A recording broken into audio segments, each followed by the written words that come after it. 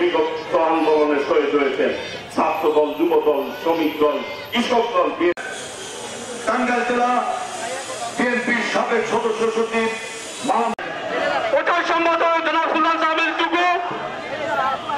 আমরা প্রোগ্রামটি একটু শুরু করেছি।